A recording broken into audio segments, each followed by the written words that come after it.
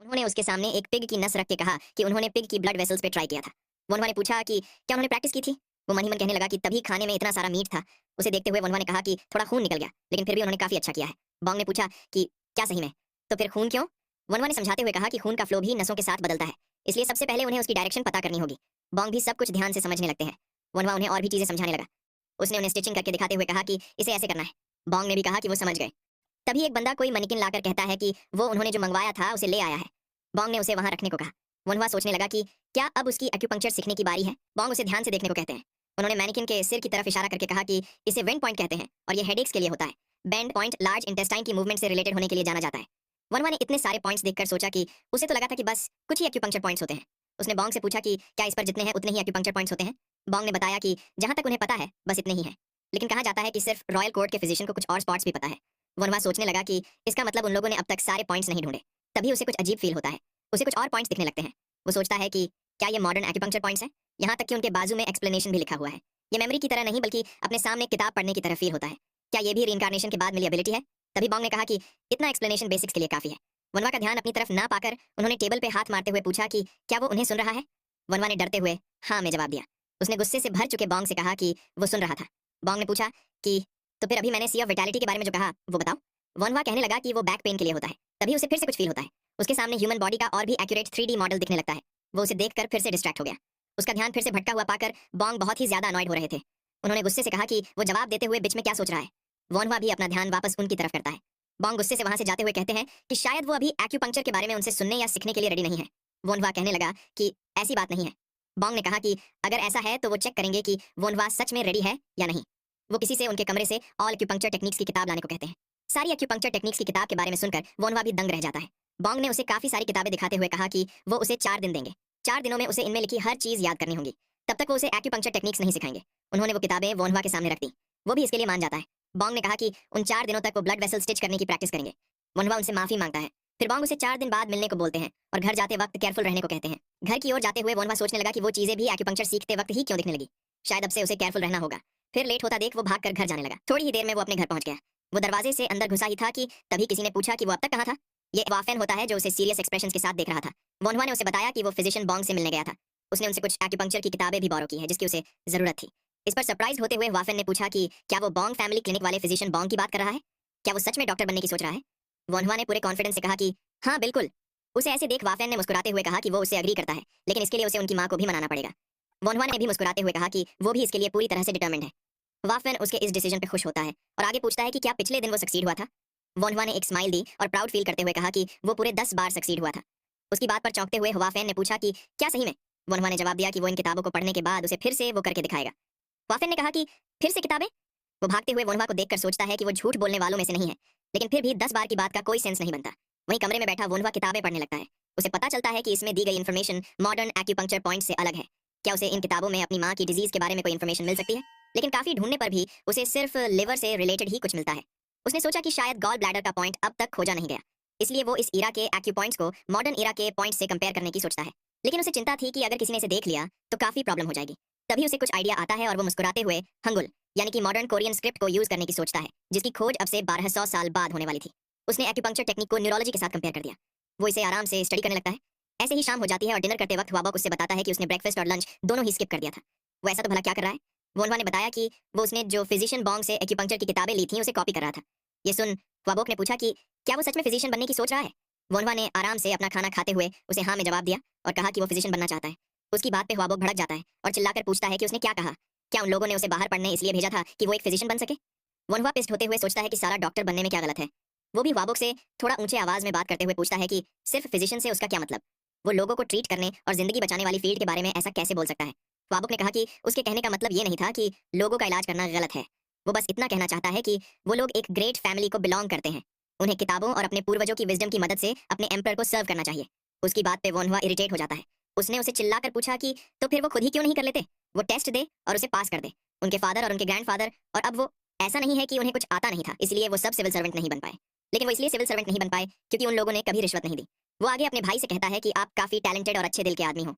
आप बिना रिश्वत दिए भी गवर्नमेंट में काम कर सकते हो, लेकिन मैं ना तो वैसा इंसान हूँ और ना ही उस रोल के लिए अच्छा हूँ। इसलिए आप चाहे जो भी कहे, लेकिन मैं तो एक फिजिशियन ही बनूंगा। मैं लोगों की बीमारियों का इलाज करूंगा और उन्हें मरने से बचाऊंगा ताकि वो एक अच्छी जिंदगी जी सके। उसकी बात का हवाबक भी कोई जवाब नहीं दे पाता। इतना कहकर वनवा वहां से जाने लगता है। हुआफेन उसे उसके लिए रुकने को बोलता है, वहीं हुआबक एक गहरी सांस छोड़ता है। हुआफेन वनवा के गले में हाथ डाल के हंसते हुए बोलता है कि उसे नहीं पता था कि वो ऐसे भी बात कर सकता है। उसका छोटा भाई काफी बड़ा हो चुका है। वनवा ने कहा कि उसने कुछ ज्यादा ही डायरेक्टली बोल दिया, लेकिन वो सच था। हुआफेन जवाब देता है कि हाँ, वो डायरेक्ट तो था, लेकिन सही भी था। पर सच्चाई जानने में और उसे बोलने में काफी फर्क होता है। उनके बड़े भाई को भी सच पता ही होगा, लेकिन वो कभी बोल नहीं पाए। वनवा कहता है कि ये बहुत ही कॉम्प्लिकेटेड है। ख्वाफिन माहौल हल्का करते हुए मुस्कुराकर उसे कहता है कि जब कुछ कॉम्प्लिकेटेड लगे तो उसे पसीना बना के बहा देना चाहिए। वनवा पूछता है कि ये कब से होने लगा। वहीं ख्वाफिन उसकी बात को इग्नोर करते हुए उसका हाथ पकड़कर बैकयार्ड में जाने को बोलता है। वो ये भी पता कर सकता है कि वनवा 10 बार कैसे सक्सीड हुआ। फिर सीन शिफ्ट होता है और हमें वनवा एक के बाद एक तीनों पत्थरों को हिट करता हुआ दिखाई देता है। वो प्राउडली अपने भाई को बताता है कि देखो, मैंने स्टैप कर दिया।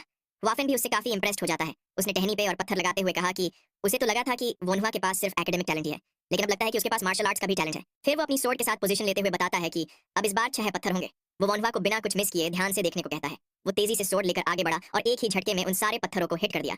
वनवा इंप्रेस्ड होकर तालियां बजाते हुए कहता है कि ये तो काफी अमेजिंग है। वाफिन उसे कहता है कि अगर वो ये कर पाए तो वो बैंडिट्स के ग्रुप से भी आसानी से नहीं हारेगा, इसलिए उसे मेहनत से ट्रेन करना चाहिए। वनवा भी उसे ठीक है कहता है। फिर वाफिन उसे बताता है कि अब वो उसे ब्लॉक करना सिखाएगा। वो दोनों ही स्वॉर्ड के साथ आमने सामने खड़े हो जाते हैं। वाफिन उसे खुद पर अटैक करने को बोलता है। वनवा ने सीरियस होते हुए सोचा कि उसने स्टैबिंग की काफी प्रैक्टिस करी है।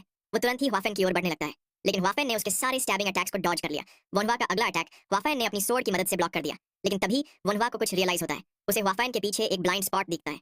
वो तुरंत ही अपनी स्वॉर्ड उस स्पॉट पे स्टैब करने के लिए बढ़ाता है, लेकिन वाफिन उसके अटैक को फिर से ब्लॉक कर देता है। वनवा ये देखकर दंग रह जाता है और कुछ कदम पीछे हटने लगता है। उसे यकीन नहीं हो रहा था कि उसके भाई ने इसे भी ब्लॉक कर दिया। वहीं वाफिन अब थोड़ा सीरियस होकर फाइट करने की सोचता है। वनवा उससे थोड़ा दूर हटते हुए सोचता है कि उसे वाफिन से थोड़ा डिस्टेंस रखकर ओपनिंग मिलने का वेट करना चाहिए। इतना सोचकर वो पीछे हट ही रहा था कि तभी उसे अपने मुंह के पास स्वॉर्ड फील होती है। वो ये देखकर दंग रह गया। वो डरते हुए वाफिन से पूछता है कि वो यहाँ कब पहुंचा।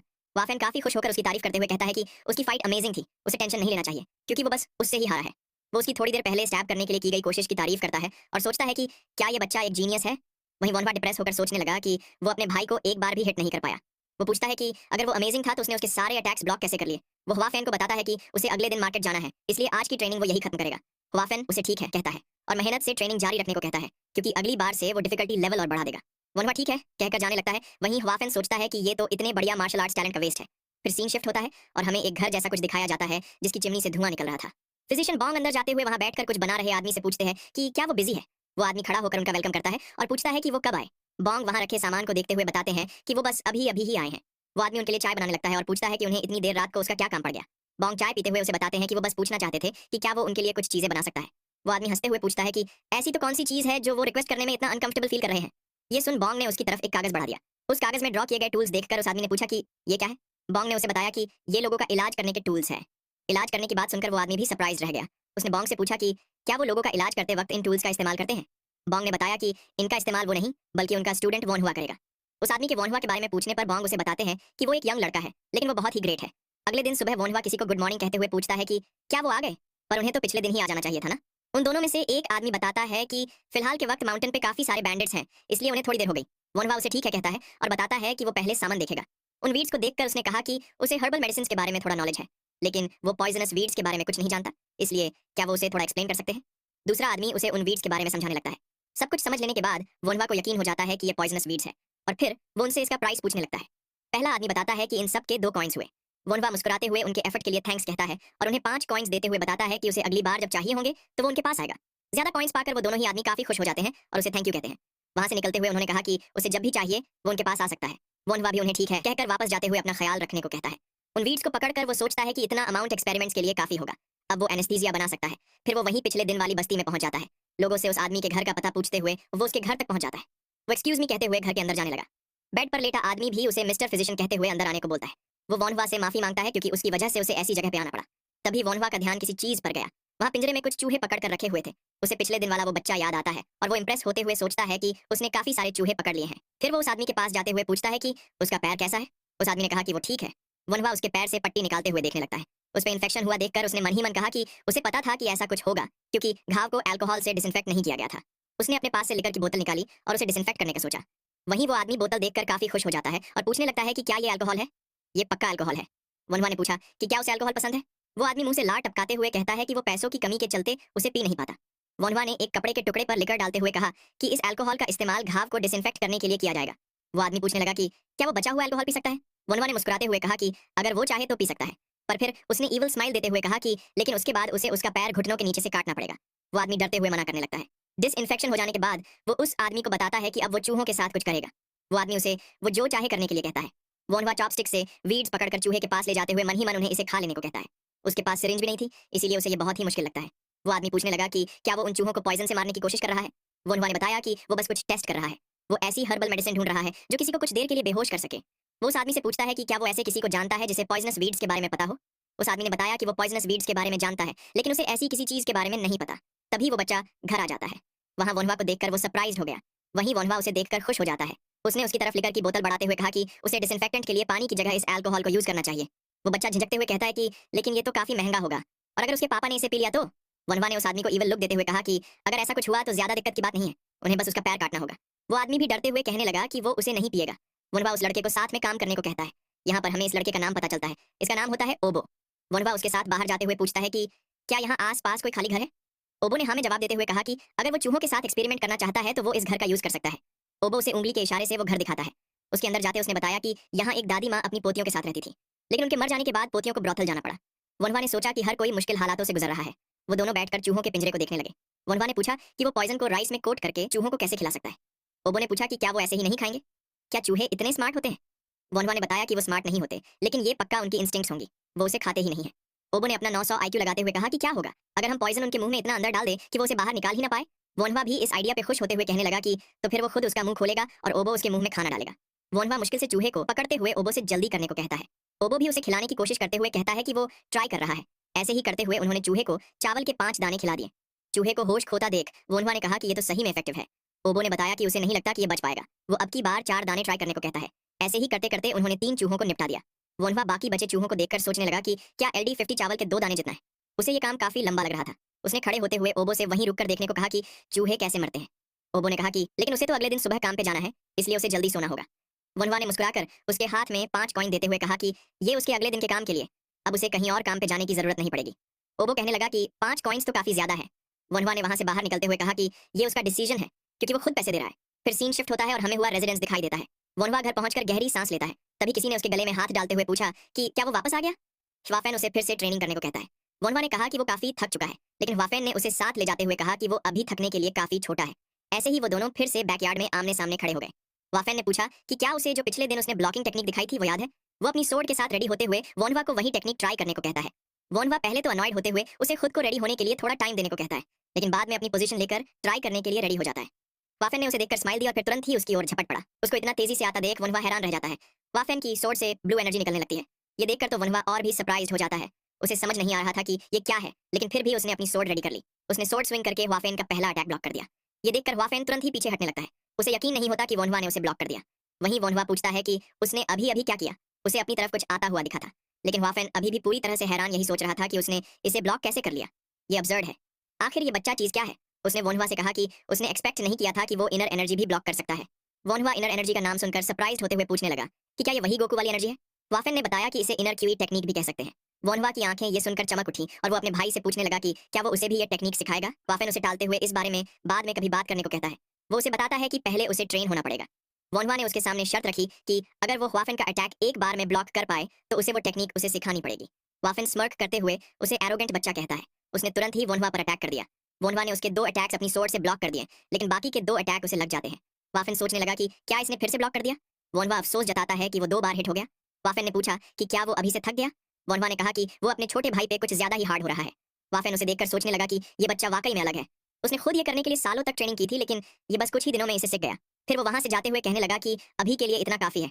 वो वनवा को अपने साथ होंगसियोन चलने को कहता है, क्योंकि वो उसके लिए कुछ डिलीशियस खरीदना चाहता है। वनवा ने कहा कि वो काफी थक चुका है, तो क्या वो यहीं रुक सकता है। वाफेन ने कहा कि वो जब से बाहर से पढ़ाई करके आया है वो कभी उसके साथ बाहर नहीं गया, इसलिए चलो। वो हंसते हुए उसे जल्दी चलने को कहता है, क्योंकि उसे भूख लगी है। वहीं वनवा इरिटेट होकर सोचने लगा कि ये बंदा कभी किसी की नहीं सुनता। फिर हमें शहर का सीन दिखाया जाता है। भीड़ के बीच चलते हुए वाफेन वनवा से पूछता है कि वो क्या खाना चाहता है। वनवा ने कहा कि उसे नूडल्स भी चलेंगे। वाफेन ने पूछा कि उसे क्या लगता है उसका भाई कौन है, वो लोग मीट खाएंगे। खाने की टेबल पर बैठकर वाफेन ने वनवा को ड्रिंक करने के लिए कहा, लेकिन अपने बड़े भाई को बताने से मना किया कि उसने उसे अल्कोहल दिलाया था। वनवा भी उसकी बात मान जाता है। वो अपने भाई को ड्रिंक सर्व करने लगा। वो खुश होते हुए उसे पहली ड्रिंक के लिए टोस्ट करने को कहता है। वाफेन को समझ नहीं आता कि ये टोस्ट क्या होता है। वो सोचने लगा कि ये बच्चा पक्का बाहर से अजीब चीजें सीख कर आया है। वनवा अपने भाई को टोस्ट करना सिखाते हुए कहता है कि वो तो बस सेलिब्रेट करना चाहता है, क्योंकि ये उसके साथ पहली ड्रिंक है। वाफेन भी उसकी बात सुनकर खुश हो गया। दोनों ने ही साथ में चीयर्स किया और अपनी अपनी ड्रिंक पीने लगे। वोनवा को ये काफी अच्छा लगता है क्योंकि उसे पिए हुए काफी टाइम हो चुका था। तभी कोई चिल्लाकर किसी को गाली देता है। वोनवा सोचने लगा कि उसे लगा ही था कि कुछ दिनों से कुछ ज्यादा ही शांति है। किसी के बीच में लड़ाई होने लगती है। एक बंदा किसी के ऊपर चढ़ के मारते हुए कहता है कि उसने उसके जैसा कमीना कभी नहीं देखा। नीचे लेटा बंदा कहता है कि साले ये एक मिसअंडरस्टैंडिंग है। पहले आदमी ने उसे एक मुक्का जड़ते हुए कहा कि कमीने पैसे उड़ाने के लिए और भी जगह होती है। तेरी हिम्मत कैसे हुई अपने दोस्त की औरत पे ये करने की। नीचे वाला बंदा कहता है कि बात ऐसी नहीं है, लेकिन पहला वाला बंदा बिना उसकी बात सुने उसे पीटने लगता है। वनवा ने सोचा कि उसे उम्मीद है कि इतने बुरे तरीके से पीटने के बाद कुछ दिक्कत ना हो जाए। पहले वाले आदमी ने दूसरे बंदे को मुंह पर एक जोरदार पंच मार दिया। वनवा ने सोचा कि ये वाला तो काफी डेंजरस था। पंच लगते ही वो बंदा होश खोने लगा। पहला वाला बंदा अभी भी गुस्से से उसे मुंह खोलने को कहता है, लेकिन तभी उसे रियलाइज हुआ कि उससे कुछ ज्यादा ही हो चुका था। लोग बातें करने लगे कि क्या उसने उस बंदे को मार दिया है। वो औरत उस आदमी के पास बैठकर रोते हुए उसे उठने को कहने लगी। वही वो पहले वाला आदमी काफी डर चुका था। उसने कहा कि ये उसने नहीं किया और ना कहते हुए वहां से भागने लगा। वाफेन ने पूछा कि क्या लोग इतना आसानी से मर जाते हैं। वनवा कहता है कि उसे जाकर उस बंदे को चेक करना चाहिए। वाफेन उसे रोकने की कोशिश करता है, लेकिन वनवा उस बंदे के पास बैठकर खुद को उसे देखने देने को कहता है। सारे लोग हैरान होकर उसे ही देख रहे थे। वनवा भी थोड़ा परेशान हो गया। उसके गले पे उंगली रखते हुए उसने सोचा कि ये ना तो सांस ले रहा है और ना ही कोई पल्स है। उसे रियलाइज हुआ कि ये तो कार्डियक अरेस्ट है। तभी वो औरत उससे पूछने लगी कि क्या वो एक फिजिशियन है। वनवा ने हाँ में जवाब दिया और बताया कि ये एक इमरजेंसी है और उसे उस बंदे को ट्रीट करना होगा। वाफेन ने उससे पूछा कि वो क्या करने वाला है। वनवा ने अपनी बाजू ऊपर चढ़ाते हुए कहा कि उसे अभी दिख जाएगा। वनवा ने उस बंदे का सिर पीछे की तरफ झुकाया ताकि एयरवे क्लियर रहे। फिर वो अपने दोनों हाथ उस बंदे की छाती पर रख के जोर से प्रेस करते हुए कहता है कि अब वो कार्डियोपल्मोनरी रिससिटेशन यानी कि सीपीआर करेगा। वो कुछ बार उस आदमी की छाती पे प्रेस करता है। वो मन ही मन कहता है कि ये अभी भी यंग है और उसे लगता है कि इतना उसे उठाने के लिए इनफ है। वो उसे सांस लेने की रिक्वेस्ट करते हुए उसका मुंह खोलकर सीपीआर देने लगा। ये देखकर सब लोग हैरान रह गए। वाफेन ने हैरान होकर कहा कि एक बंदा वनवा को रुकने को बोलता है और बताता है कि वो पहले ही मर चुका है। वाफीन भी उसके पास जाते हुए कहता है कि वो रुक सकता है, लेकिन वनवा पूरी डेस्परेशन के साथ कोशिश करते हुए सोचता है कि वो उस बंदे को बचाएगा। वो उसे पक्का बचाएगा। कुछ ना होता देख उसने गुस्से से भरकर उसकी छाती पे हाथ दे मारा और उसे सांस लेने को कहा। तभी उस बंदे ने खांसते हुए अपनी आंखें खोल दी। ये देखकर वहां खड़े सब के सब चौंक जाते हैं। वाफिन सोचने लगा कि उसने सही में एक मरते हुए बंदे को बचा लिया। सबके सब खुशी के मारे वनवा के लिए चीयर्स करने लगे। उसे जिंदा देखकर वनवा ने चैन की सांस ली। वहीं वो आदमी बैठते हुए पूछने लगा कि क्या हुआ था। वो औरत उसे इडियट कहते हुए ऐसे फाइट करने के लिए गुस्सा होने लगी। वो बंदा अपने आसपास देखते हुए पूछने लगा कि वो कमीना जोंगपन कहाँ है। उस औरत ने गुस्से से कहा कि इडियट, तुम्हारे मरने के बाद वो भाग गया। ये बात सुनकर वो बंदा हैरान होते हुए पूछने लगा कि क्या वो मर चुका था। वनवा ने उसे बताया कि अगर उसने उसकी मदद न की होती तो वो अब तक एक लाश बन चुका होता। उसे थोड़ी देर के लिए बिना हिले शांत रहना चाहिए। वो बंदा उसे सर कहते हुए पूछने लगा कि क्या अभी उन्होंने उसे बचाया था, लेकिन कैसे। वनवा उसे बताता है कि सीपीआर की मदद से कार्डियक अरेस्ट पड़ने पर लोगों को बचाया जा सकता है। तभी उस बंदे ने अपने माथे पे हाथ रख लिया। उसका सिर काफी दर्द कर रहा था। वनवा ने बताया कि हार्ट के रुकने पर सबसे पहले दिमाग पे ही असर पड़ता है। अगर वो ज्यादा हिला तो वो मर सकता है, इसलिए उसे लेट जाना चाहिए। ये सुन वो बंदा भी डरते हुए मान गया। वनवा ने कहा कि वो थोड़ा बहुत हिल सकता है, बस ज्यादा नहीं हिलना। वो बंदा उसका शुक्रिया अदा करते हुए कहता है कि वो उसे पैसे देना चाहता है। वनवा भी सोचने लगा कि पैसे ना लेना वियर्ड हो जाएगा। वो उस औरत के कपड़े देखकर सोचने लगा कि ऐसा लगता है कि इसके पास काफी सारे पैसे हैं, इसलिए उसे ले लेने चाहिए। तो फिर वो थोड़े पैसे ले लेगा। उस आदमी ने सिल्वर कॉइन देते हुए उसे वो रखने को कहा। सिल्वर कॉइन देख के दोनों ही भाई चौंक जाते हैं। वनवा कहने लगा कि ये थोड़ा ज्यादा हो जाएगा, उसके पास तो छुट्टे भी नहीं है। वो आदमी मुस्कुराते हुए कहने लगा कि छुट्टे से उसका क्या मतलब, उसे छुट्टे देने की जरूरत नहीं है। उसने उसकी जान बचाई थी और उसके आगे ये कुछ भी नहीं है। वनवा उसे इतना इंसिस्ट करता देख सिल्वर कॉइन एक्सेप्ट कर लेता है। तभी कोई संगडुक यानी कि उस बंदे का नाम चिल्लाता है। वो पहले वाला बंदा अपने साथ फिजिशियन को लिए भागते हुए आने लगा, लेकिन उसे जिंदा देखकर सरप्राइज्ड होते हुए पूछने लगा कि वो तो मर गया था ना। संगड्यूक उसे कमीना कहते हुए पुरानी बातें भूल जाने को बोलता है। वो लेडी भी उसे वापस देखकर पूछने लगी कि क्या वो भागा नहीं था, वो बस फिजिशियन को लेने ही गया था क्या। वो उसे गुस्से से डांटने लगी। वहीं वोनवा अपने भाई को वहां से चलने को कहता है। दूसरा फिजिशियन सांगडोक को चेक करने लगा। वहीं सांगडोक और वो लेडी दोनों ही जोंगपान को गुस्से से डांटने लगे। वो लेडी वोनवा की तरफ इशारा करके उसे बताती है कि अगर वो ना होता तो सांगडोक कब का मर चुका होता। नया फिजिशियन भी उसकी बात सुनकर सरप्राइज हो जाता है। वहीं वाफेन वोनवा की तारीफ करते हुए कहता है कि वो उसके फिजिशियन बनने में पूरा सपोर्ट करेगा क्योंकि वो एक ग्रेट बच्चा है। वोनवा भी कहने लगा कि उसने तो बस अपना फर्ज निभाया था। तभी उन्हें कोई बुलाता है। वो तीनों ही लोग उसे दिल से थैंक यू कहने लगते हैं। पहले वाला आदमी उसे बताता है कि उसका नाम जोंग पान है और वो सॉन्ग फैमिली इंडस्ट्री से बिलोंग करता है। वो वनवा से अपने दोस्त को बचाने के लिए थैंक यू कहता है। वनवा भी उसे अपना नाम बताता है और कहता है कि वो हुआ फैमिली से बिलोंग करता है। जोंग पान उसकी तरफ 2 सिल्वर कॉइंस बढ़ाते हुए अपना ग्रेटिट्यूड दिखाता है। वनवा ने उसे लेने से मना करते हुए कहा कि उसने पहले ही फीस ले ली है। जोंग पान ने कहा कि सांगडोक के पैसे सांगडोक के हैं, लेकिन ये पैसे वो अपनी गलती सुधारने के लिए दे रहा है, इसलिए वो प्लीज इसे ले ले। वनवा भी उसके इतना इंसिस्ट करने पे मान जाता है। वो तीनों ही उसे ग्रीट करते हुए वापस जाने लगते हैं। वनवा भी उन्हें अपना ख्याल रखने को बोलकर ग्रीट करता है।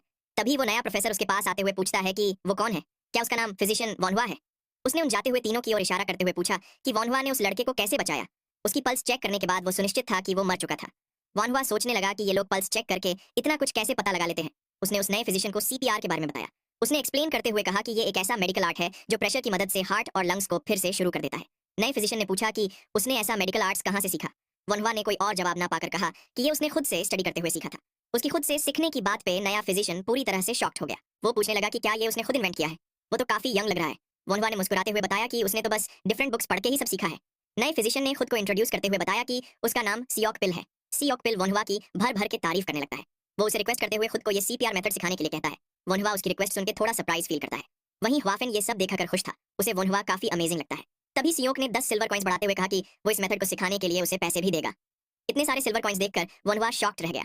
उसने उन कॉइंस को देखते हुए सोचा कि उसे पैसों की जरूरत तो है, मगर उसे इसके लिए पैसे लेना ठीक नहीं लग रहा। उसे ये मेथड बस सिखा देनी चाहिए ताकि वो कम से कम एक और बंदे की जान तो बचा सके। वोनवा ने पैसे लेने से इनकार करते हुए कहा कि इसकी कोई जरूरत नहीं है, वो अगले दिन दोपहर को फिजिशियन बॉन्ग के क्लिनिक पे आ सकता है। सियोक भी खुश होते हुए इसके लिए मान जाता है और अगले दिन मिलने को कहकर वहां से निकलने लगता है। वनवा ने अपनी जगह बैठते हुए कहा कि आखिर अब जाकर थोड़ी शांति हुई। तभी वाफेन मुस्कुराते हुए उसे पूछता है कि क्या वो सही में उसका छोटा भाई ही है ना? अब वो दूसरे फिजिशियंस को भी सिखाने लगा है, ये तो वाकई ग्रेट है। वोनवा ने भी मुस्कुराते हुए कहा कि वो उसी का छोटा भाई है। फिर दोनों ही भाई एक दूसरे को चीयर्स करके ड्रिंक करने लगे। अगले दिन वोनवा फिर से वही बस्ती में पहुंच गया। वो सोचने लगा कि उसने जो चूहे ओबो के साथ छोड़े थे उनका क्या हुआ होगा। घर के अंदर जाते हुए वो उस आदमी से पूछता है कि अब उसका पैर कैसा है। वो आदमी भी उसे देखकर बैठने लगा। वोनवा ओबो को वहां ना पाकर पूछता है कि क्या वो कहीं गया है। उस आदमी ने बताया कि उसे कुछ एक्सप्लेन करना था, इसलिए वो अपने काम की जगह पे गया है। वोनवा ने सोचा कि ओबो इतना यंग होने के बावजूद भी काफी हार्ड वर्किंग है। वो उस आदमी के पैर से पट्टी खोलते हुए चेक करने लगता है। उसका इन्फेक्शन ठीक हो चुका देखकर वोनवा ने बताया कि उसने काफी अच्छे से डिसइंफेक्ट किया है। उस आदमी ने कहा कि उसने फ्रीक्वेंटली डिसइंफेक्ट किया था। तभी कुछ याद करते हुए उसने कहा कि ओबो ने उससे वोनवा को कुछ कहने को बोला था। जिस चूहे ने एक चावल का दाना खाया था वो तकरीबन 6 घंटे बाद मरा था। ये सुनकर वोनवा ने सोचा कि ये तो प्रॉब्लम की बात है, अगर वो एक दाने से भी मर गया। फिर उसने उस आदमी को फिर से पट्टी लगाकर कहा कि अब वो बाद में आएगा। वो आदमी भी उसे वापस जाते वक्त अपना ख्याल रखने को कहता है। वनवा फिर से उस खाली घर में पहुंच गया। वो पिंजरे में बंद एक चूहे को देखकर सोचने लगा कि उसे इसे काटना होगा, लेकिन उसके पास काफी कम चूहे बचे हैं। वो कुछ ज्यादा नहीं कर सकता क्योंकि 5 में से बस एक ही चूहा सर्वाइव कर पाया है। तभी वहां ओबो आ जाता है। उसने बताया कि कल वाला चूहा 6 घंटे से ज्यादा सर्वाइव नहीं कर पाया, इसलिए अब उनके पास बस एक ही चूहा बचा है। तभी वोनवा की नजर किसी चीज पर पड़ी। वो ओबो जो घास लेकर आया था उसे देखकर पूछने लगा कि वो क्या है। ओबो ने बताया कि उसे कैनबिस कहते हैं। उसे गर्म करके पीने से पेट का दर्द कम होता है, साथ ही उससे कपड़े भी बनाए जा सकते हैं। लेकिन वोनवा के दिमाग में कुछ और ही चल रहा था। वो कहने लगा कि उसने इसके बारे में पहले क्यों नहीं सोचा। ओबो भी पूछने लगा कि क्या हुआ। वोनवा उस पत्ते को उठाकर सरप्राइज्ड होते हुए सोचता है कि ये तो मैरिजुआना है। ये पक्का मैरिजुआना ही था। उसने सोचा नहीं था कि उसे ये ऐसे देखने को मिलेगा। जिस हिसाब से इसकी साइज है इसमें पक्का काफी सारा टीएचसी होगा। वोनवा काफी ज्यादा खुश होते हुए सोचता है कि अगर उसके पास मैरिजुआना है तो वो एनेस्थेटिक बना सकता है। वो जल्दी से एनेस्थेटिक बनाने लगा, लेकिन उसे अभी भी पता नहीं था कि ये कितना इफेक्टिव होगा। वो ईवल स्माइल देते हुए चूहे को बिना शर्माए उसे खाने को कहता है। उसे खाते ही चूहा तुरंत बेहोश हो गया। वो उसे पोक करके देखने लगा। कुछ ना होने पर उसने दोबारा जोर से पोक किया। वो अपना कान चूहे के पास ले जाकर ध्यान से सुनता है और खुश होते हुए बताता है कि ये अभी भी सांस ले रहा है। फिर वो अपना मास्क लगाकर आंखों में ईविल लुक लिए नाइफ के साथ तैयार हो गया। ओबो भी उसे ऐसे देखकर डर जाता है। वोनवा ने चूहे को काटना शुरू किया। ओबो ने अपनी जिंदगी में पहली बार चूहे के इंटेस्टाइन देखे। वो कहने लगा कि ये इंसानों से ज्यादा अलग नहीं है, बस साइज एंड लेंथ ही अलग है। काटने के बाद वोनवा ने उसे टांके लगाकर स्टिच कर दिया। वो अपना मास्क निकालते हुए चैन की सांस लेता है और बताता है कि उसका काम हो चुका है। अब उन्हें बस चूहे के उठने का इंतजार करना है। कुछ घंटे बीतने के बाद वो चूहा होश में आ जाता है, लेकिन वो थोड़ा गुस्से में दिख रहा था। उसे देखते हुए ओबो ने कहा कि ये तो उठ गया। वोनवा भी उससे अग्री करता है, लेकिन मन ही मन सोचता है कि ये चूहा उसे ही क्यों घूर रहा है। वोनवा ने बताया कि अब उसे बस यही काम 10 बार और करना है। ओबो ने कहा कि इसके लिए तो उन्हें काफी सारे चूहे चाहिए होंगे। वोनवा ने उसे बताया कि वो उसे इस काम के लिए और पैसे देगा। ओबो भी हंसते हुए मान जाता है। तभी दरवाजे से एक छोटी बच्ची अंदर आती है। उसने पूछा कि वो फिजिशियन ही है ना। वोनवा उसे हाँ में जवाब देता है। वहीं ओबो उस लड़की को मिन आह कह के बुलाता है। वो लड़की उदास होते हुए थोड़ा हिचकिचाती, लेकिन फिर रोते हुए वोनवा से अपनी माँ को ट्रीट करने की रिक्वेस्ट करने लगती है। उसने रोते हुए कहा कि अगर वो उसकी माँ को ठीक कर दे तो वो उसके लिए कुछ भी करेगी। उसे जल्दी से कपड़े सिलना और धोना भी आता है। वोनवा उसे सीरियस एक्सप्रेशंस के साथ देखने लगता है। ओबो उस लड़की को शांत कराने की कोशिश करता है। वहीं वोनवा पीछे एक कपड़ा बिछाने लगता है। वो मुस्कुराते हुए ओबो से मिनाह की माँ को ले आने के लिए कहता है। थोड़ी देर बाद उनकी पल्स चेक करते हुए वोनवा बताता है कि उन्हें बस थोड़ा कॉफ है, इसलिए चिंता करने की कोई बात नहीं है। उन्हें किसी भी ट्रीटमेंट या दवाई की कोई जरूरत नहीं है। वो लेडी और मिनाह दोनों ही उसे थैंक यू कहने लगते हैं। उस लेडी की हालत देखकर वोनवा ने सोचा कि उसे इन्फेक्शन या बुखार कुछ भी नहीं है, इसलिए ये निमोनिया नहीं हो सकता। ये पक्का उसे कमजोरी की वजह से हुआ है, वरना किसी के हाथ इतने पतले कैसे हो सकते हैं। वो लेडी उसे बताने लगती है कि वो उसे किसी दिन फीस पक्का दे देगी। वोनवा अपनी जेब से कुछ निकालते हुए कहता है कि वो उसे कुछ प्रिस्क्रिप्शन देगा। उसने मुस्कुराते हुए उस औरत के हाथ में एक सिल्वर कॉइन रखते हुए कहा कि इससे 2 महीनों तक अच्छे से खाना, यही प्रिस्क्रिप्शन है। ये देखकर वो लेडी हैरान रह जाती है। वो उसे बताती है कि अगर उसने ऐसा किया तो वो काफी सॉरी फील करेगी। वोनवा उसे कहता है कि अगर उसे सॉरी फील हो तो उसे जल्दी ठीक हो जाना चाहिए। वो चाहे तो किसी दिन उसे पैसे वापस कर सकती है। मिन उसकी बातें सुनकर रोने लगती है और उसे थैंक यू कहती है। वो लेडी घर जाते वक्त फिर से उसे शुक्रिया कहती है। वोनवा उन्हें गुड बाय कहता है। ओबो कहता है कि वो सही में एक ग्रेट फिजिशियन है। वोनवा ने कहा कि वो सिर्फ लकी था कि उसके पास उनकी मदद करने के लिए पैसे थे। ओबो ने बताया कि पर फिर भी इससे माइना को काफी मदद होगी। वोनवा ने बैठते हुए कहा कि वो लोग हमेशा ऐसा नहीं कर सकते। इससे मदद पाने वाले और मदद करने वाले दोनों को ही दिक्कत होगी। सबसे जरूरी काम उन्हें अपने आप जिंदगी जीने के लिए एबल बनाना होगा, लेकिन ऐसे वक्त में ये थोड़ा मुश्किल भरा काम है। ओबो ने कहा कि लेकिन अगर वो थोड़ी मेहनत करे और एफर्ट डाले तो ये हो सकता है। वोनवा ने बताया कि ये मेहनत करने से सॉल्व हो जाने वाली प्रॉब्लम नहीं है। इसके लिए उन्हें सबसे पहले दुनिया को वैसा बनाना पड़ेगा या फिर कम से कम ऐसी दुनिया जहां कोई वॉर ना हो। ओबो ने कॉन्फिडेंस के साथ कहा कि उसकी बात वोनवा को इडियट जैसे लग सकती है, लेकिन उसे पूरी उम्मीद है कि दुनिया वैसी जरूर बनेगी। अगर वो खुद वोनवा की तरह बन पाए, अगर और लोग भी वोनवा की तरह बन पाए, तो दुनिया जरूर बदलेगी। वोनवा कहने लगा कि दिन दहाड़े ऐसे सपने देखने वालों का तो वो खुद भी इलाज नहीं कर सकता। ओबो उसकी बात से चिढ़ जाता है। वोनवा मुस्कुराते हुए उसे देखता है और खड़ा होकर बताता है कि वो खुद भी कोई इतना ग्रेट इंसान नहीं है, पर उसे उम्मीद है कि ओबो का सपना पूरा हो जाए। उसे भी उम्मीद है कि ये दुनिया चेंज हो, और इसीलिए वो उससे पूछना चाहता है कि क्या वो उसके असिस्टेंट की तरह काम करना चाहेगा। ओबो ने पूछा कि असिस्टेंट। वोनवा वहां से जाते हुए कहने लगा कि अगर वो नहीं बनना चाहता तो कोई बात नहीं, इट्स ओके। वोनवा जल्दबाजी में कहने लगा कि नहीं, ऐसी बात नहीं है, वो बनना चाहता है, वो बनेगा। वोनवा ने उसे देखते हुए कहा कि अगर ऐसी बात है तो चलो अभी मरिजुआना की फील्ड में। ओबो कहने लगा कि लेकिन वो तो यहाँ से थोड़ा दूर है। वोनवा ने उसे आंख दिखाकर पूछा कि क्या वो नहीं आना चाहता। ओबो डरते हुए कहने लगा कि नहीं नहीं, वो तो बस ऐसे ही। वोनवा ने घर से निकलते हुए कहा कि ये उसका असिस्टेंट के तौर पे पहला काम है। ओबो भी टोकरी लेकर उसके पीछे जाने लगा। वो बोलने लगा कि उनको शाम होने से पहले वापस आना होगा, लेकिन तभी वो अचानक से रुके हुए वोनवा से टकरा गया। उसने जब सरप्राइज होकर वहां देखा तो वहां काफी सारे लोग खड़े थे। हर कोई किसी ना किसी तरह का इलाज करवाना चाहता था। वो सब एक साथ वोनवा से उनकी हेल्प करने के लिए रिक्वेस्ट करने लगे। वोनवा ने ओबो से पेशेंट्स को अंदर लाने के लिए कहा। थोड़ी देर बाद सारे पेशेंट्स घर के अंदर खड़े थे। वोनवा उन्हें चेक कर रहा था, वहीं ओबो उसके काम में मदद कर रहा था। वो कई बार अपने काम में गलती भी कर देता, लेकिन शाम होते होते सारे पेशेंट्स का सही से इलाज हो गया। ओबो ने चैन की सांस लेकर बैठते हुए कहा कि ये तो काफी थका देने वाला था। उसने वोनवा से कहा कि वो वाकई ग्रेट है। उसने पहली बार वोनवा के जैसा कोई फिजिशियन देखा है। वहीं वोनवा उसे बच्चा कहकर ईवल लाफ दे रहा था। ओबो आगे बताता है कि विलेज के लोग उसके लिए काफी थैंकफुल होंगे। वैसे वो अभी क्या कर रहा है? वोनवा ने उसे ईवल लुक देते हुए कहा कि शाम होने को है। वैसे वो मैरिवाना की फील्ड कहाँ थी? ओबो बताने लगा कि अभी काफी लेट हो चुका है और वहाँ जंगली जानवर हो सकते हैं। वोनवा ने कहा कि तो फिर वो लोग बस फील्ड का लोकेशन देखकर वापस आ जाएंगे। ओबो भी उसकी बात सुनकर अनॉयड हो जाता है। ऐसे ही रात हो जाती है और हमें एक मैंशन दिखाया जाता है। ये मैंशन काफी बड़ा था। एक आदमी ने पूछा कि मरे हुए आदमी को बचाने से उसका क्या मतलब है? ड्रिंक करते वक्त ये काफी अच्छा मजाक है। इतना कहकर वो ड्रिंक करने लगता है। वहीं उसके सामने बैठा आदमी बताता है कि इस इंसिडेंट को 30 से भी ज्यादा लोगों ने अपनी आंखों से देखा था। ये पॉसिबल है कि ये एक फेक अफवाह हो, लेकिन अगर ये सच है तो उसे लगता है कि उन्हें उस आदमी का पता लगाना चाहिए। ड्रिंक पीते हुए आदमी ने पूछा कि क्या इसीलिए वो इतने दिनों से बाहर घूम रहा था? क्या उसे उस फिजिशियन के बारे में कुछ पता चला? खड़ा हुआ आदमी बताता है कि उसने कुछ रूमर सुने हैं और उसके हिसाब से वो एक 20 साल से भी कम उम्र का लड़का है। ड्रिंक करते हुए आदमी ने कहा कि अगर ये सच है तो वो पक्का एक ओल्ड इमॉर्टल होगा जिसने एक बच्चे का भेष लिया है। इस आदमी का नाम इंचो होता है और ये यहाँ का गवर्नमेंट ऑफिशियल है। अगले दिन सुबह हमें फिजिशियन बॉन्ग का क्लिनिक दिखाई देता है। वोनवा उन्हें पहले ब्लड वेसल स्टिच करने के बारे में बताता है, फिर वो उन्हें सीपीआर के बारे में बताता है। उसने कहा कि वो उनको ये दोनों चीजें सिखाएगा। वो दोनों ही इस बात पे काफी खुश हो जाते हैं। उन दोनों ने एक्साइटेड होकर टेबल पे काफी सारे पैसे रख दिए और कहने लगे कि ये उनकी सिंसेरिटी है। वोनवा मना करते हुए बताता है कि उन्हें ये करने की कोई जरूरत नहीं है, लेकिन वो दोनों कहने लगे उसे पैसे ले लेने चाहिए। उसकी मेथड्स के आगे ये कुछ भी नहीं है। वोनवा भी वहीं बैठा उनकी बातें सुने जा रहा था। तभी किसी ने चिल्लाकर फिजिशियन को पुकारा। वो तीनों ही उस तरफ देखने लगे। एक आदमी बताता है कि प्रेफेक्चरल ऑफिस से एक मिलिट्री ऑफिसर यहाँ आया है। मिलिट्री ऑफिसर की बात सुनकर वोनवा हैरान रह गया और सोचने लगा कि उसे यहाँ क्या काम होगा।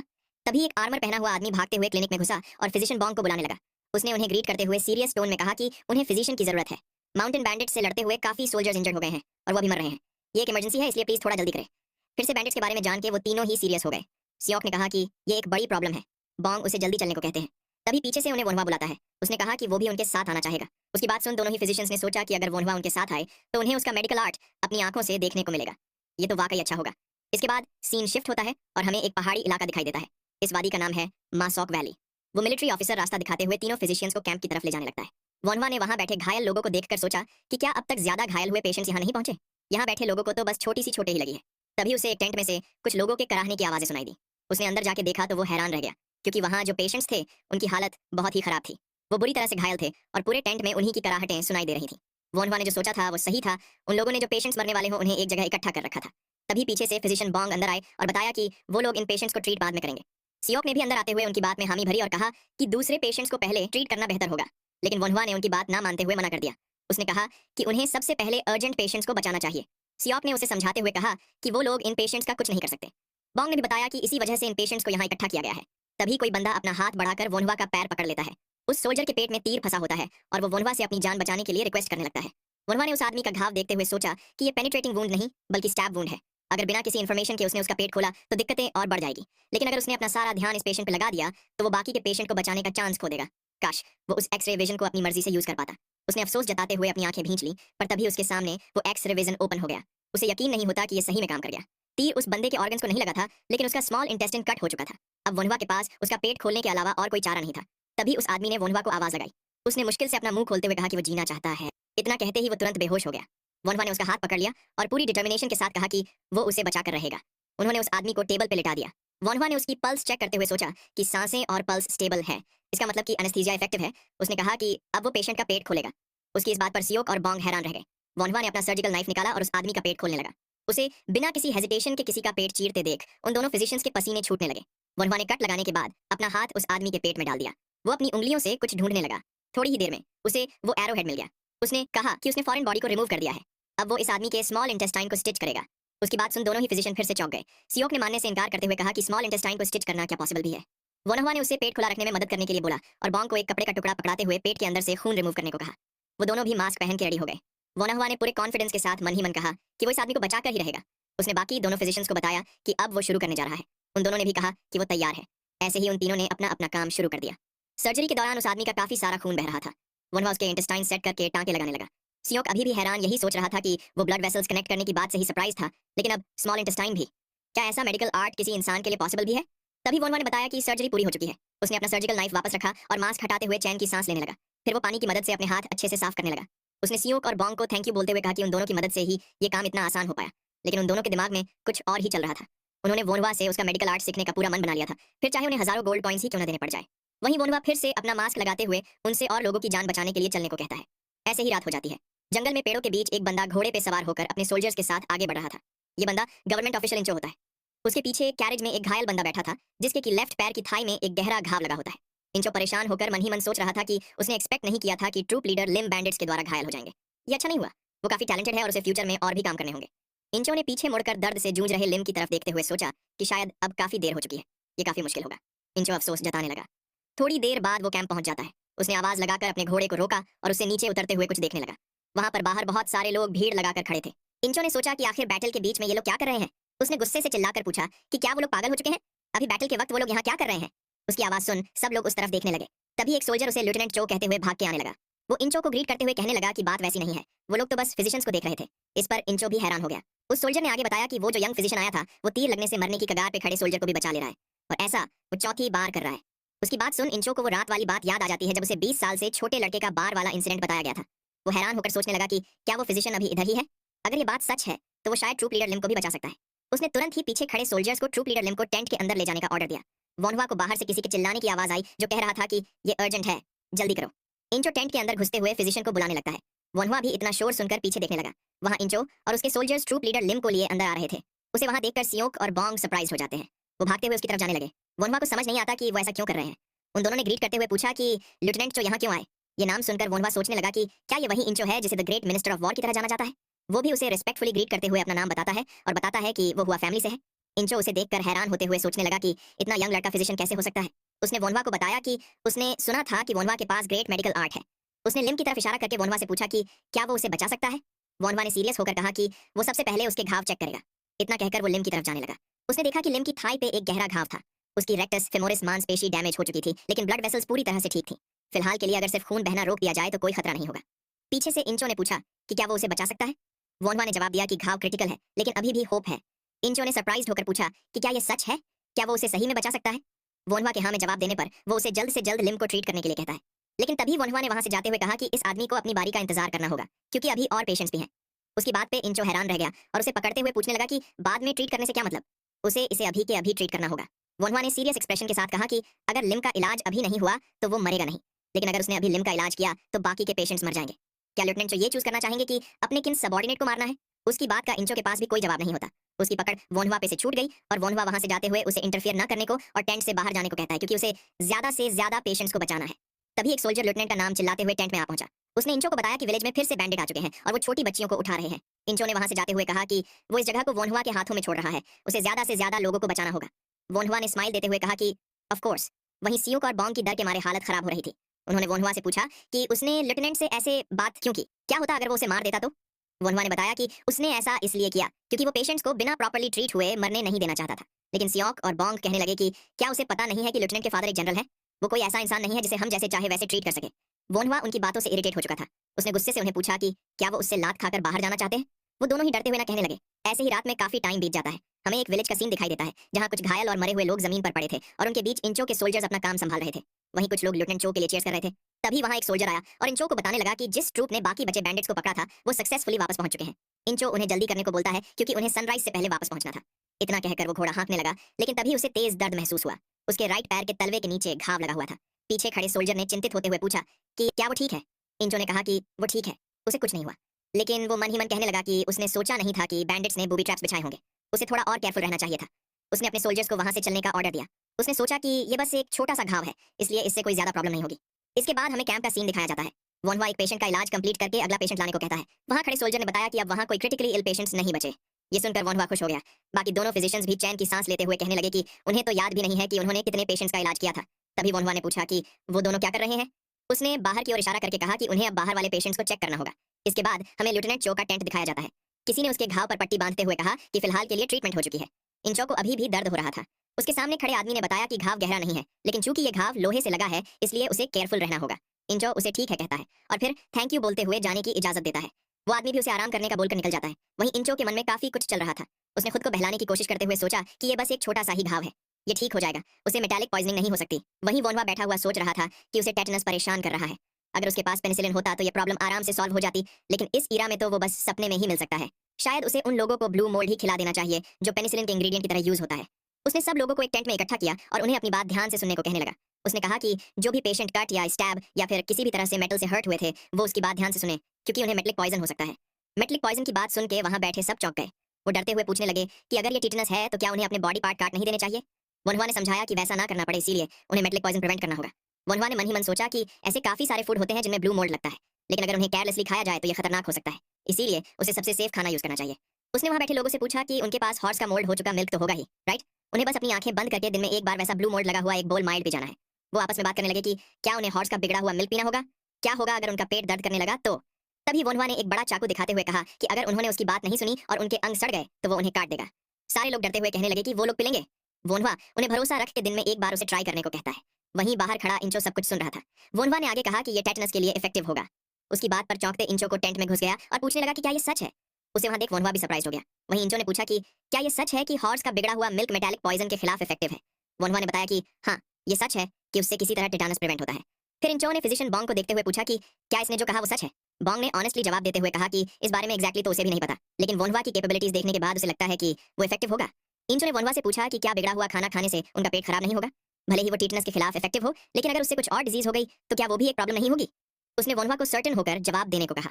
वोनवा ने कुछ सोचा और फिर कहा कि टेटनस कोई ऐसी बीमारी नहीं है जिसे आसानी से ठीक किया जा सके। वो ये तो नहीं कह सकता कि हॉर्स मिल्क से टेटनस पक्का प्रिवेंट हो जाएगा, लेकिन अगर इससे पेशेंट के सर्वाइव करने के चांस थोड़े भी बढ़ जाए तो वो न सिर्फ सड़ा हुआ मिल्क बल्कि जहर भी प्रिस्क्राइब कर सकता है। वोनवा का डिटर्मिनेशन देख इंचो दंग रह गया।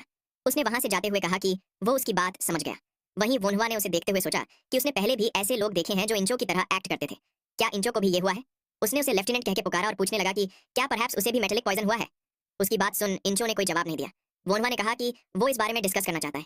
वो सोचने लगा कि उसकी पिछली जिंदगी में भी उसने ऐसे लोग देख रखे हैं जो अपनी डिजीज छिपाने की कोशिश करते थे। वो या तो इसलिए उसे छिपाते थे क्योंकि उन्हें वो एम्बैरेसिंग लगता था, या फिर वो किसी पर्सन को छिपाने की कोशिश करते जिन्हें ये डिजीज हुई हो। उसने इंचो से पूछा कि क्या उसके आसपास कोई ऐसा है जिसे टेटानस हुआ हो। इंचो आसमान को देखते हुए गहरी सांस छोड़ता है। उसने बताया कि उसके बड़े भाई को मेटलिक पॉइजन हुआ है। कुछ दिन पहले फिजिशियंस ने उन्हें बताया था कि उन्हें उसकी एंकल काटनी पड़ेगी। वोनवा ने सोचा कि सिर्फ एंकल काटना इफेक्टिव नहीं होगा, ये आखिरी ऑप्शन होता है, इसलिए उन्हें घुटनों तक काटना चाहिए। कुछ डेंजरस हो जाए उससे पहले उन्हें कुछ करना चाहिए। उसने इंचो को बताया कि एंकल काटना इनफ नहीं होगा, उन्हें उसके वर्स होने से पहले घुटनों तक काट देना चाहिए। इंचो ने गुस्सा होते हुए बैरिकेड पे हाथ दे मारा। उसने कहा कि वोनवा को टेटनस के बारे में काफी जानकारी हो सकती है, लेकिन उसके बड़े भाई का इलाज इस रीजन के सबसे बेस्ट फिजिशियन कर रहे हैं, इसलिए उसे जल्दबाजी में कुछ भी जज नहीं करना चाहिए। वोनवा ने उसे समझाते हुए कहा कि वो जल्दबाजी नहीं कर रहा, लेकिन इंचो ने उसकी बात इग्नोर करते हुए उसे जाकर अपना काम करने को कहा। उसकी बात पे वोनवा अनॉयड हो जाता है, लेकिन वो इस मामले में कुछ नहीं कर सकता, इसलिए वो ठीक है कहकर जाने लगता है। थोड़ी देर बाद इंचो उस मरीजों वाले टेंट पे पहुंच गया। वो पर्दा हटाकर टेंट के अंदर जाने लगा। वहां काफी सारे पेशेंट्स लेटे हुए थे। ये देखकर हैरान इंचो सोचने लगा कि क्या वोनवा ने इतने सारे लोग बचाए थे। भले ही वो यंग हो, लेकिन उसमें स्किल्स तो है। तभी उसे वहां ट्रूप लीडर लिम दिखता है। वो दंग होकर उसके पास बैठ गया। वो सोचने लगा कि ये जिंदा कैसे बच गया। उसने अपनी आंखों से उसका पेट चीरता हुआ देखा था। ऐसे बंदे को वोनवा ने कैसे बचा लिया। तभी लिम अपनी आंखें खोलने लगा। वो लेफ्टिनेंट चो को वहां देखकर बैठने लगा, लेकिन इंचो ने उसे आराम से लेटने को कहा क्योंकि वो ऑलमोस्ट मर ही चुका था। लिम ने मुस्कुराते हुए कहा कि उसे भी ऐसा ही लगा था, लेकिन अब वो जिंदा है। इंचो ने अपने पीछे खड़े सोल्जर से पूछा कि क्या इसे वोनवा ने बचाया था। उस सोल्जर ने हाँ में जवाब दिया। इंचो मन ही मन सोचने लगा कि वोनवा ने तलवार से कटे आदमी को, तीर लगे आदमी को, भाला लगे आदमी को और अब तो पेट कट चुके आदमी को भी बचा लिया। अगर उसने ये खुद की आंखों से ना देखा होता तो उसे यही लगता कि ये किसी इमॉर्टल के मिरेकल्स हैं। वोनवा उसने जितना सोचा था उससे काफी ज्यादा बेटर है। ऐसे मेडिकल आर्ट की कल्पना भी नहीं की जा सकती। शायद वो उसके बड़े भाई को भी बचा सकता है। फिर हमें कुछ दिन बाद उसी बस्ती का सीन दिखाई देता है। वोनवा अपने सामने रखे एक चीज के टुकड़े को देखकर सोचता है कि उसने इसके अंदर हर्बल मेडिसिन का मोल्ड डाल दिया था। वो उसे उठाते हुए मन ही मन मोल्डी निकलने की रिक्वेस्ट करता है। उसने उस चीज के 2 टुकड़े कर दिए। वो अंदर से हरा हो चुका था। वोनवा ने खुश होते हुए सोचा कि बढ़िया, ये मोल्ड हो गया। ओबो ने उसके पीछे से झांकते हुए पूछा कि उसने इतनी रेयर चीज को बिगड़ने क्यों दिया। वोनवा ने उसे बताया कि ये मोल्ड लोगों की जिंदगी बचाएगा। वो मुस्कुराते हुए सोचने लगा कि अब उसे और ज्यादा मोल्ड बनाना होगा और फिर उसे रिफाइन करके कलेक्ट करना होगा। इसके बाद वो उन ग्राम पॉजिटिव बैक्टीरिया को पक्का पकड़ पाएगा। ये सोचते हुए वो काफी खुश हो गया। लेकिन तभी इंचो के साथ हुई बात याद करके उसने सोचा कि अगर पेशेंट ही ट्रीट होने से मना कर दे तो वो कुछ नहीं कर सकता। तभी हमें इंचो का घर दिखाई देता है। वहां बैठे उसकी माँ किसी को देख रही थी। ये इंचो का बड़ा भाई होता है जो कि दर्द से कांप रहा था। वहीं बाहर खड़ा इंचो आंखों में आंसू लिए अपनी बेबसी पे गुस्सा हो रहा था। उसका बड़ा भाई बोल में कुछ लिए पीने लगता है। इंचो ने सोचा कि बिगड़ा हुआ हॉर्स मिल्क पीने के बाद कुछ दिनों तक उसके भाई की कंडीशन उतनी भी बुरी नहीं थी, लेकिन इससे वो कंप्लीटली क्योर नहीं हो रहा था। अपने बेटे की ऐसी हालत देख इंचो की माँ भी काफी सफर कर रही थी। वो अपनी मेड के साथ कमरे से बाहर जाने लगी। तभी वो रुक कर इंचो से फिजिशियन सॉन्ग को अंदर लाने को कहती है। इंचो ने उन्हें कहा कि उस फिजिशियन के पास उसके बड़े भाई को ट्रीट करने की स्किल नहीं है। उसकी माँ ने बताया कि लेकिन वही फिजिशियन है जिसने उसकी हालत सबसे ज्यादा ठीक की थी। वो किसी अनजान पे कैसे भरोसा कर सकती है। इंचो कहने लगा कि अब इस चोयोन लैंड पे ऐसा कोई फिजिशियन नहीं बचा जो उसके बड़े भाई को बचा सके, लेकिन शायद वोन हुआ। उसने अपनी माँ से कहा कि वो किसी को जानता है जो टिटेनस का इलाज कर सकता है। उसकी माँ पूछने लगी कि क्या ये सच है, वो कहाँ है। इंचो ने बताया कि वो यही चोयोन नहीं है। उसकी माँ ने चिल्लाकर किसी से तुरंत ही घोड़ा तैयार करने को बोला। वो एक इंपॉर्टेंट पर्सन है, इसलिए उसे पोलाइटली लाना। इतना कहकर वो वहां से जाने लगी। उनके वहां से चले जाने के बाद इंचो मन ही मन अपनी माँ से इस मैटर को वाइजली हैंडल करने के लिए रिक्वेस्ट करने लगा। फिर हमें उस बस्ती का सीन दिखाई देता है। वोनवा वहीं घर के बाहर बैठा कुछ कर रहा होता है। तभी उसके पीछे एक घोड़ा आकर रुका। उस पे से एक मिलिट्री ऑफिशियल उतरकर भागते हुए वनवा की तरफ आने लगा। उसने वनवा को बताया कि लेफ्टिनेंट चो का बड़ा भाई क्रिटिकली बीमार है, इसलिए प्लीज जल्दी चलो। वनवा उसे थोड़ी देर रुकने को बोलकर तुरंत घर में भागा। उसने भागते हुए टेबल पे रखी एक बोतल उठाई और उसे देखकर सोचने लगा कि अच्छा हुआ कि थोड़ा पेनिसिलिन किसी तरह इकट्ठा हो चुका है। वो भागते हुए जाकर घोड़े पे बैठ गया और उसे चलने को बोलने लगा। मिलिट्री ऑफिशियल ने तुरंत ही घोड़ा दौड़ा दिया। पीछे बैठा वनवा सोच रहा था कि उसे एंकल कटने की बात सुने ऑलरेडी 10 दिन बीत चुके थे। उसे उम्मीद है कि अभी भी इनफ टाइम बचा हो।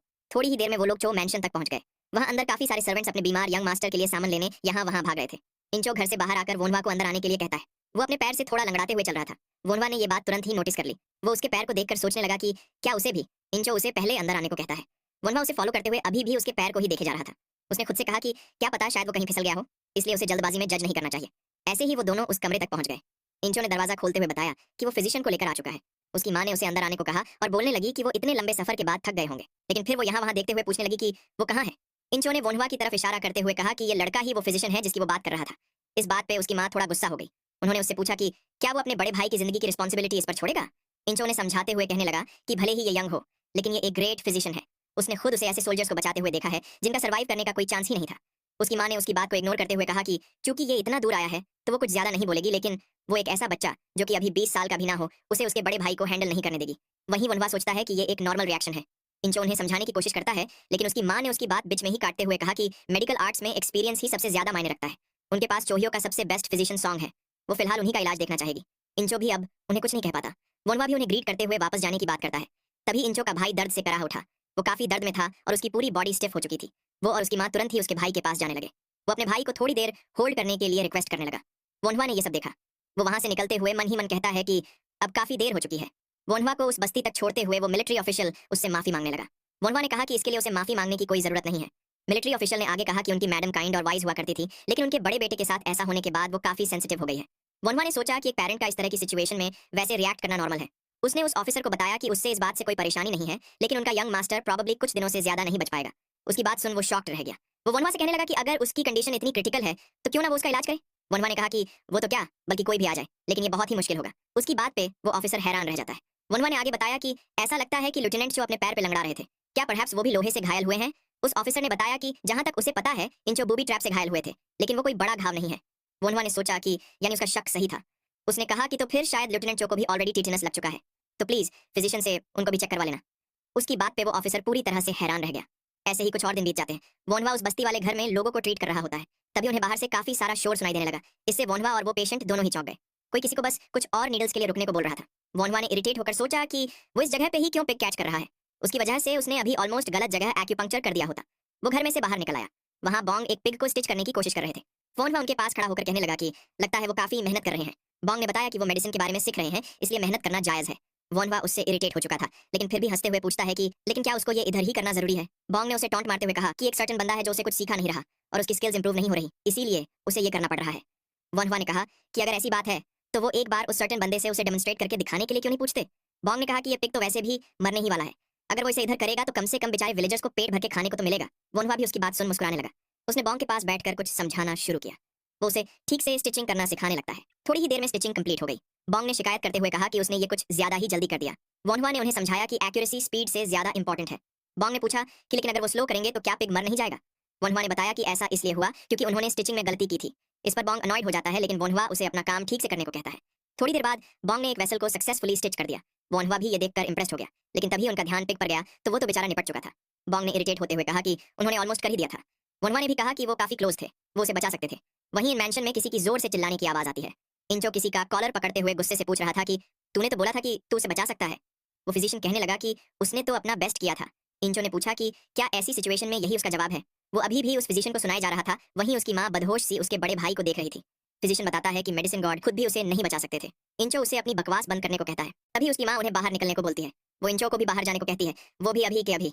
उनकी बात सुन वो दोनों ही कमरे से बाहर निकल गए। इंचो ने गुस्से से पिलर पे मुक्का मार दिया। वो अपने आप को कोसते हुए कहने लगा कि उसे वोनहुआ से अपने भाई का इलाज करवाने के लिए अपनी माँ को थोड़ा और समझाना चाहिए था। लेकिन यहाँ हम देख सकते हैं कि उसका खुद का पैर भी काफी सूज चुका था। ऐसे ही शाम हो जाती है। वोनहुआ के क्लिनिक के आगे बहुत सारे लोग खाना खा रहे थे और भी कुछ लोग भागते हुए वहीं आ रहे थे। वोनहुआ भी उनके साथ वहीं बैठकर खा रहा था। तभी उसे पीछे से बॉन्ग देखने लगे। उन्होंने पूछा कि क्या वो ग्रेट फिजिशियन है? वोनहुआ मुंह में खाना भरे पूछने लगा कि उन्होंने अभी क्या कहा। बॉन्ग ने उसे ऐसे देख सोचा कि नहीं, ये नहीं हो सकता। तभी कोई बंदा वोनहुआ को बुलाता है। वो अपने घायल साथी को सहारा देते हुए पूछता है कि क्या वोनहुआ इस बंदे को ट्रीट कर सकता है? उसने मेडिसिनल हर्ब्स खोजते वक्त गलती से लोहे की स्पाइक पे पैर रख दिया था। लोहे की स्पाइक सुनकर वोनहुआ भी उसका पैर चेक करने लगा। बॉन्ग ने बताया कि उसे तो ये टीटनस लग रहा है। वोनहुआ ने भी उनकी बात पे एग्री किया। टीटनस का नाम सुनकर वो बंदा डर गया और पूछने लगा कि क्या वो मर जाएगा। बॉन्ग ने बताया कि सबसे पहले उसे PUS रिमूव करना होगा। अगर उसके बाद भी वो बेहतर नहीं हुआ तो उन्हें उसकी एंकल काटनी पड़ेगी।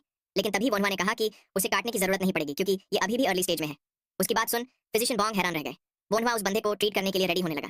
फिर हमें 4 दिन बाद का सीन दिखाया जाता है। उस आदमी का घाव काफी हद तक हील हो चुका था। वोनहुआ ने उसे बताया कि ये काफी बेहतर हो चुका है। वहीं बॉन्ग ये देखकर पूरी तरह से हैरान यही सोच रहे थे कि ये कैसा मिरेकल है। उन्हें यकीन नहीं हो रहा था कि सूजन बस 4 ही दिनों में कम हो गई। वोनहुआ ने उसे ऐसी तो कौन सी ट्रीटमेंट दी थी? उसने अब से वोनहुआ पे अपनी नजरें बनाए रखने की ठान ली। वोनहुआ ने उस आदमी को बताया कि उसने डिसइंफेक्ट कर दिया है और अब वो ट्रीटमेंट शुरू करेंगे। बॉन्ग को आखिरकार ये देखने का मौका मिल ही गया था, लेकिन तभी वोनहुआ ने उसे घर के बाहर फेंक दिया। बॉन्ग डेस्परेटली दरवाजा पीटते हुए कहने लगा कि वो भी उसकी ट्रीटमेंट मेथड सीखना चाहते हैं।